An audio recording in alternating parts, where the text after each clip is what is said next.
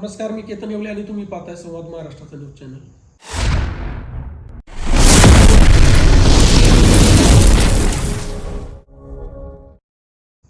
आपण पाहतो की जे काही स्थानिक स्वराज्य संस्थांच्या निवडणुका होणार आहेत आणि आपला जो काही आजचा विषय आहे तो स्थानिक स्वराज्य संस्थांच्या निवडणुकांवरतीच आहे. आता निवडणुका कधी होणार की होणार नाहीत ही बीजेपी सरकारलाच माहिती, त्याच्यावरती मी बोलत नाही. परंतु कुठल्या गटामध्ये कोण उभं राहते, म्हणजे महायुतीकडून कोण उभं राहणार, महाविकास आघाडीकडून कोण उभं राहणार, त्यासाठी आपण आता पुन्हा एकदा आलं अहिल्यानगरमध्ये असणारा महत्वाचा पारनेर तालुका आणि पारनेर तालुक्यामध्ये असणारा सुपा जिल्हा परिषदेचा गट. सुपा जिल्हा परिषद गट त्याच्याकडे संपूर्ण तालुक्याचं किंवा जिल्ह्याचं लक्ष का लागू नये, त्याला एक कारण आहे, ते म्हणजे सुपा या ठिकाणी स्थित असलेली सुपा एमआयडीसी. जी तरुणी होते की बाबा ज्यांना आज रोजगार नाहीये ते तरुण युद्ध आज एमआयडीसी मध्ये ओळले आणि मग त्या तरुणांचं असणारं जे जाळं आहे त्यांच्यामध्ये पडलेले जे गट आहेत त्या गटातून मग काही महायुतीकडे असतील, काही महाविकास आघाडीकडे असतील आणि त्याच्यातून वर्चस्वादाची लढाई सुरू आहे. तर सुपा गटामध्ये आता महायुतीकडून कोण निवडणूक लढवणार आहे किंवा महाविकास आघाडीकडून कोण उभं राहत आहे, तर आता सध्याच्या नावांची चर्चा सुरू आहे. प्रॅक्टिकली आपण जर पाहायला गेलं अजून निवडणुकांच्या तारखा डिक्लेअर झालेल्या आहेत, तरी पण एक आपण जो काही अंदाज लावतोय, आपण जो काही संवाद महाराष्ट्राचा सर्वे केला होता त्या सर्वेची जी काही परिस्थिती होती, सर्वे नेमकी कोणला आताच्या नावांची चर्चा आहे त्यापैकी कोणला कौल देतोय ह्या गोष्टी, परंतु मी कौल कोणला देतोय मी हे सांगणार नाही. कारण जर एखाद्याची बाजू लावून धरली की लोकांना वाटतं की अरे याचा हा प्रचार करतोय. तर आपण जर तिथली परिस्थिती पाहिली, सुप्यामध्ये महायुतीकडून राहुल पाटील शिंदे यांच्या नावाची सध्या चर्चा आहे.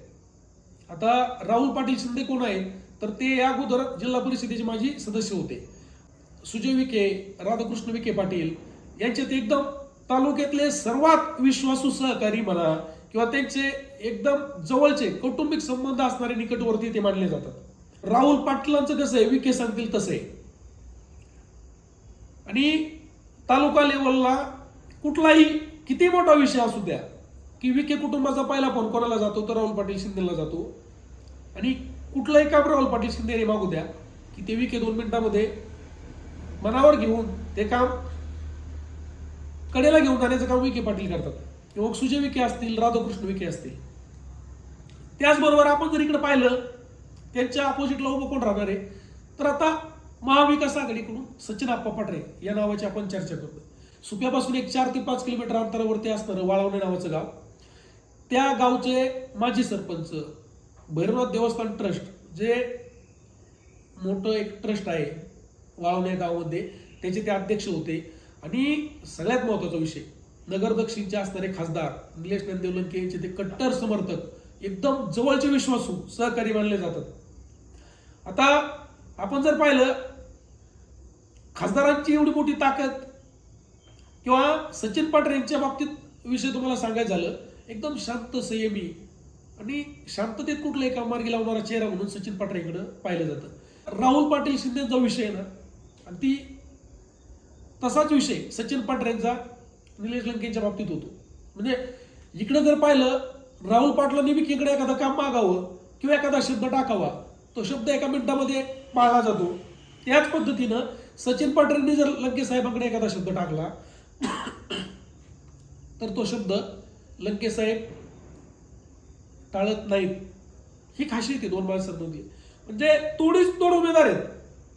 असं नाही का राहुल पाटील त्यांचंही काम चांगलं आहे, सचिन पाटरेंचंही काम चांगलं आहे, परंतु आता या गटामध्ये या दोघांपैकी मतदार कोणाला स्वीकारणार आहे, तर सगळ्यात महत्वाचा विषय येतो एमआयडीसी.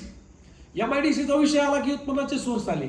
आणि जर तरुणी तुमच्या पाठीमागे जर तुम्हाला खंबीरपणे ठेवायचं असेल, जर तुम्हाला वाटत असेल की बाबा इथे तरुणाईची ताकद मला मिळाली पाहिजे, तर त्यासाठी तुम्हाला नेता निवडणं महत्वाचं आहे. आणि मग कोण निवडायचा, एमआयडीसी मध्ये सध्या वर्चस्व कोणाचं आहे ही सांगण्याची गरज नाही मला, हे सगळ्या तालुक्याला माहिती आहे. प्रत्येक वेळेस संवाद महाराष्ट्राच्या माध्यमातून मीच बोलून दाखवायचं. अनेक पुढे आले, 2 मिनिट विषय थोडा डायव्हर्ट करतो, मी जाणीवपूर्वक करतो की अनेक पुढे आले.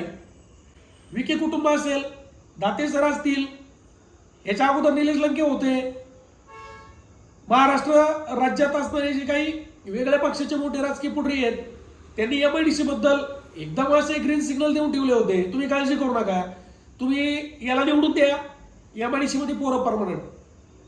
हे तुम्ही तालुक्यातला कोणत्या मुलाला तुम्ही शिकू नका किंवा सांगू नका.